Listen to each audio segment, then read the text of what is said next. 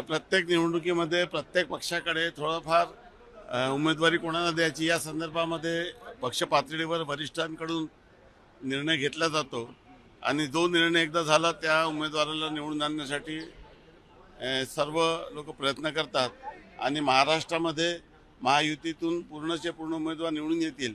ज्या पद्धतीचं मागच्या विधानसभेच्या निवडणुकीमध्ये महाराष्ट्राच्या जनतेने जो जनादेश दिला, त्यानंतर स्थानिक स्वराज्य संस्थांच्या निवडणुका झाल्या आणि त्या निवडणुकीमध्ये फार मोठं यश महायुतीला लोकांनी दिलं.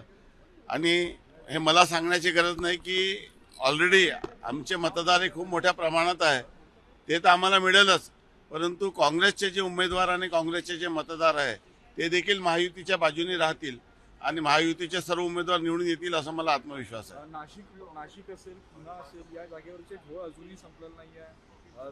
दोन उमेदवारी अर्ज दाखल केलेले आहे. याला कसं हे आजपर्यंतच्या प्रत्येक निवडणुकीमध्ये अशा पद्धतीच्या घटना होत असतात. प्रत्येक व्यक्ती आपला क्लेम आहे अशा पद्धतीची त्याची धारणा असते, तो फॉर्म भरतो, परंतु नंतर पक्षश्रेष्ठीवर वरिष्ठांकडून सूचना आल्यानंतर ते विड्रॉल केल्या जातात.